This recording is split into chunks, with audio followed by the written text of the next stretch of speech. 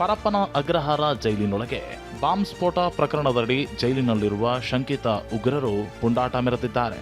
ಜೈಲು ಆಸ್ಪತ್ರೆಗೆ ಬೇರೆ ಕೈದಿ ಹೆಸರಲ್ಲಿ ಇಬ್ಬರು ಉಗ್ರರು ಬಂದಿದ್ರು. ಈ ವೇಳೆ ಶಂಕಿತ ಉಗ್ರರು ಮತ್ತು ವಾರ್ಡರ್ ಮಧ್ಯೆ ವಾಗ್ವಾದ ನಡೆದಿದೆ. ತಕ್ಷಣ ಜಮಾವಣೆಗೊಂಡ ಉಳಿದ 50ಕ್ಕೂ ಹೆಚ್ಚು ಕೈದಿಗಳು ವಾರ್ಡರ್ ಮೇಲೆ ಹಲ್ಲೆ ಮಾಡಲು ಯತ್ನಿಸಿದ್ದಾರೆ. ಅಲ್ಲದೆ ಒಂದು ಧರ್ಮದ ಪರವಾಗಿ ಘೋಷಣೆ ಕೂಗಿ ಪ್ರತಿಭಟಿಸಿದ್ದಾರೆ. ಕಳೆದ 3 ದಿನದ ಹಿಂದೆ ನಡೆದಿರುವ ಘಟನೆ ತಡವಾಗಿ ಬೆಳಕಿಗೆ ಬಂದಿದೆ. ಸದ್ಯ ಯಾವುದೇ ದೂರು ದಾಖಲಾಗಿಲ್ಲ. ಚಿನ್ನಸ್ವಾಮಿ ಸ್ಟೇಡಿಯಂನಲ್ಲಿ ಐಪಿಎಲ್ ಪಂದ್ಯದ ವೇಳೆ ಸಿಸಿಟಿವಿ ಕಟ್ ಮಾಡಿದ್ದ ಆರೋಪ ಪ್ರಕರಣ ಸಂಬಂಧ ಟ್ವಿಸ್ಟ್ ಸಿಕ್ಕಿದೆ.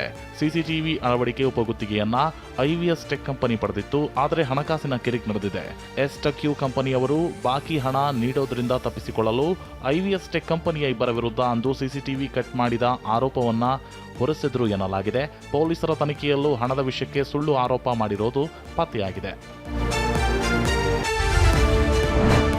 ಪೊಲೀಸರ ಸೋಗಿನಲ್ಲಿ ಬಂದು ಹೃದಯ 42 ಗ್ರಾಂ ಚಿನ್ನಾಭರಣವನ್ನು ಕದ್ದು ಕದಿಮರು ಕಾಲ್ಕಿತ್ತಿದ್ದಾರೆ.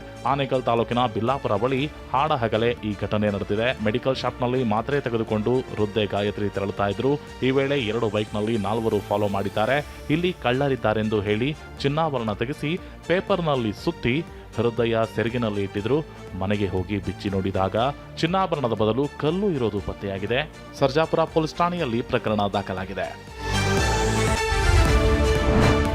ರಿಚ್ಮಂಡ್ ವೃತ್ತ, ಮೆಜೆಸ್ಟಿಕ್, ಎಂಜಿ ರಸ್ತೆ, ಎಚ್ಎಎಲ್ ಸೇರಿ ಅನೇಕ ಕಡೆ ರಸ್ತೆ ಹಾಳಾಗಿ ಕಬ್ಬಿಣದ ರಾಡ್ಗಳು ಮೇಲೆದ್ದು ಬಂದಿವೆ. ಪ್ರತಿನಿತ್ಯ ವಾಹನ ಸವಾರರು ಜೀವ ಕೈಯಲ್ಲಿ ಹಿಡಿದು ಸಂಚರಿಸುತ್ತಿದ್ದಾರೆ.